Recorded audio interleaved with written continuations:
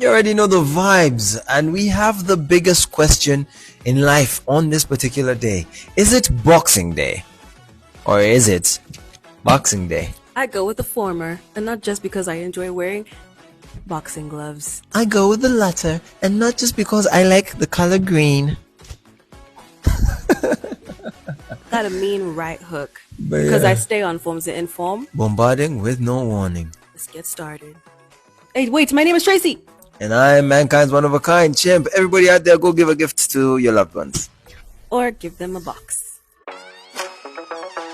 In the headlines, kiteezi landfill disaster. Man like CR7. America's dramatic election. Obama wraps up the year. Let's get started.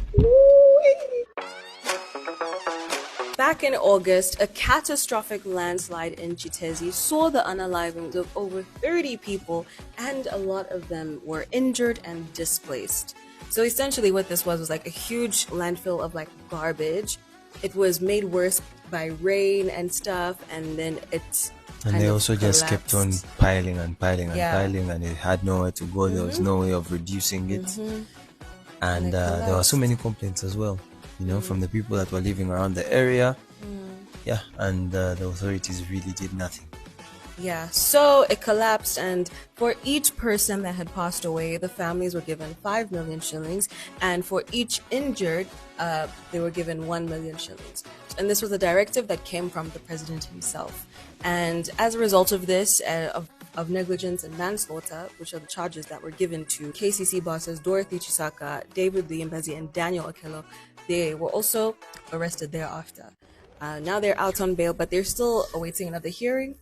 And we'll see what happens. But it was, man, one of the major disasters of this year. Yeah, man, we saw it make headlines even outside of the continent, not just Africa. Yeah. CNN was covering it, and so many other bodies that are global out there. So it really put us out there in a bad light. And I think it also called for waste management. I don't know if you remember when Victoria Lagaya and I were here, where we talked about the bola business that was created in Ghana, where this man made a living out of refurbishing trash. Exactly. Proper waste management. Yes. Take a look. So basically, Uganda's been doing it the other way around. A landfill really is the final disposal point in the whole entire waste management chain, the dumping site. So basically, when I went to Ghana, I visited Pone landfill. Pone landfill was supposed to accommodate 500 tons of garbage on a daily. But because the waste was too much in Ghana, it was having almost the whole entire Greater Accra region. So it now got to an extent where they were receiving around 1,000 tons on a day. And so you've been to a landfill, the stench, people complained. Of course, now a landfill, when there is a lot of waste and it's not engineered, it's not being treated, there is methane gas that comes out. So basically, Pone landfill in 2012, there are around it in the background, there are ceramic factories. So because of this methane, it interacted with the gases that were being emitted from the factories, and there was a fire outbreak. For 3 months, there was a very black smoke. For a whole 1 year, they were not able to for 3 months, they were not able to put out the fire. For almost a year, they were trying to figure out, what do we do with this place? And so from what I learned, we spoke to West Landfills. Now, West Landfills is a subsidiary of Jospom Group of companies now that handles really the waste management in Ghana. They have, waste management institutions. They basically have figured it out. So that's why I was there to literally benchmark on how Uganda can move forward, especially when it comes to waste management. So what they do, now there's something they call bola business. I'm sure you guys talked about it. They bring the garbage, which they take to a treatment plant, they sort, they decompose, and then they recycle. So the last garbage, the last waste that has not been recycled, the one that you can say I can't use anymore, is now what ends up at the landfill. So it doesn't get super clogged really quickly. And even there, because the landfill is engineered, they do feasibility studies, they know where to put what, they have technology, they have, equipment where they're able to decompose it and, be able to push it down so that they can be able to have something that they can manage. But even when they dispose there, there's supposed to be leachment pipes that are put in place. They're supposed to continue treating it so that until a point in time, a certain level, which was in the engineering engineered plan. Then they decommission. Now, when they decommission, nothing is supposed to be happening there. Now, for Uganda, my dear darling, Chitezi, I don't know how many years we have been dumping there. I don't know how long, actually. I don't even know if Chitezi was actually engineered. So that is the problem that we had. But I ask, countryman question, are we able to reverse what is in Chitezi? And it's absolutely doable. But then remember, you're supposed to handle the whole entire waste management system. So if we only decommission Chitezi, we will only continue dumping in a different place, like the way we were taking in Entebbe. We would have done nothing. So we need to have an honest conversation on whether we're going to handle the whole entire waste management chain, or otherwise we're doing nothing. But Tracy, when I tell you, I was amazed by what Pone looks like now. They're planning to put a golf course there. Wow. I was literally, I love to walk. I was literally running up the hill and saying we can even put like a running, track here. And so it's amazing what they can do. And for them, they say that garbage is not waste, but a raw material in transit, or actually.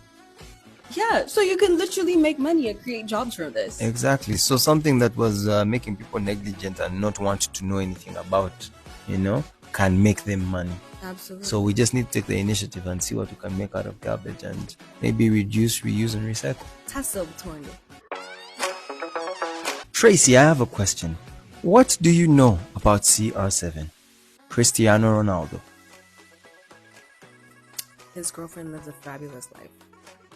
Now this is the reason why his girlfriend lives a fabulous life, because this year 2024 we saw him switch. Very many people are saying this guy is now setting up a retirement plan because now he's a professional YouTuber. Like when you watch his videos, when you see what he's doing, professional, and there's a big YouTuber in the world. His name is Mr. Beast. He spends the most on his videos and he has the most views on his videos whenever he drops a video. All YouTubers love him. Everybody pays massive respect to him. He's called Mr. Beast. And CR7 said, you know what, Mr. Beast, I'm coming for your crown. He said, I'm not just out here to break football records. Now I'm in your space. And we saw CR7 break a record, right? He amassed 10 million subscribers in a day.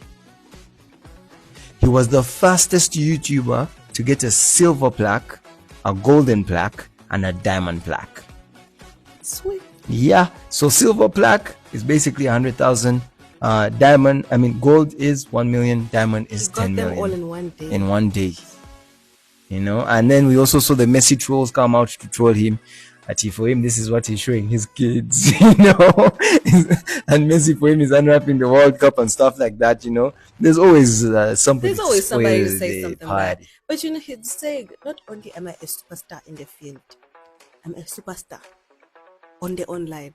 Yeah, man, and like very many people love this guy as they showed massive support. They followed. They just kept on following this guy. And did he even have a video on his YouTube at that point? Yeah, he dropped his YouTube video with his channel.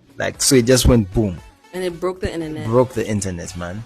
And he just kept on, going higher and higher and higher. But imagine having that kind of influence. Imagine it's crazy. That. And that's when we also realized that he is the only human, in the world that has a total of 1 billion subscribers or followers, if you will, on social media.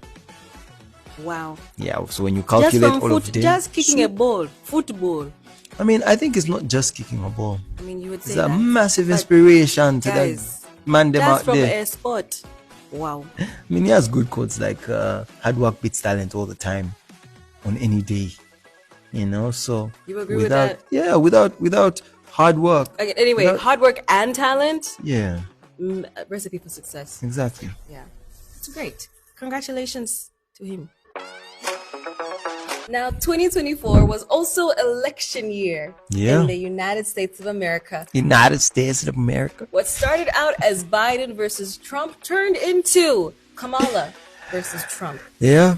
So we saw Joe Biden be removed as the candidate because, man, that debate that he had with Trump, he was not doing well. Man could barely speak.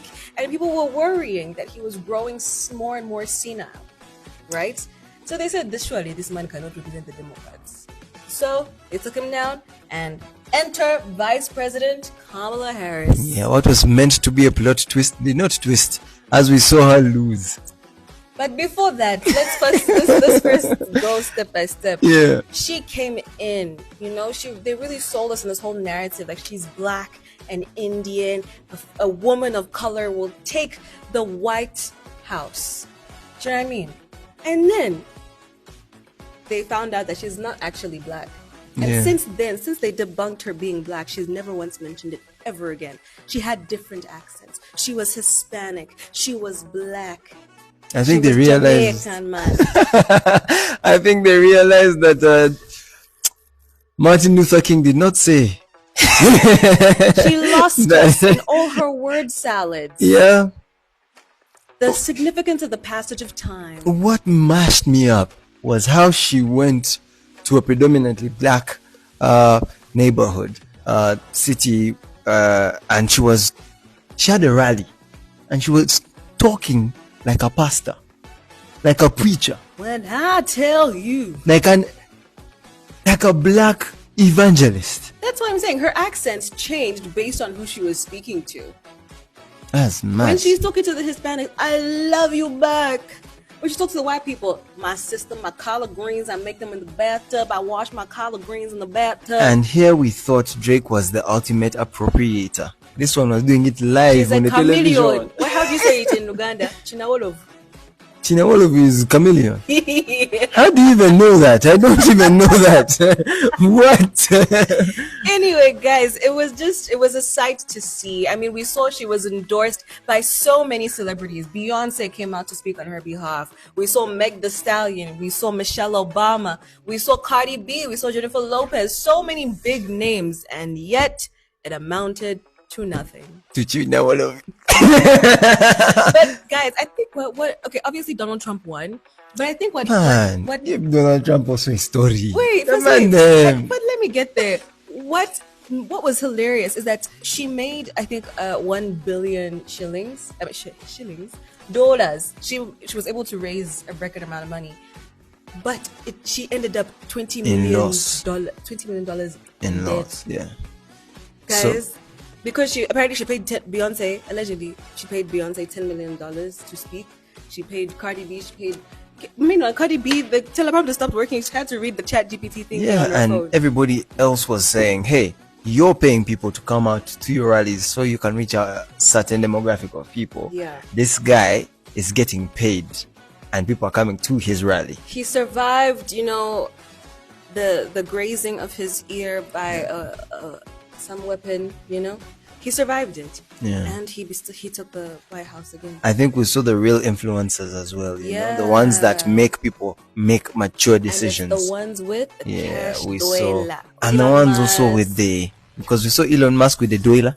Joe Rogan with his influence. Then we saw Jordan Peterson with his psych. His cognitive ability to manipulate the masses and talk to them. I think what was so interesting about this election is that people thought that celebrities still had influence. And I think 2024 has really been the year where we've realized that celebrities don't have that influence anymore as they used to.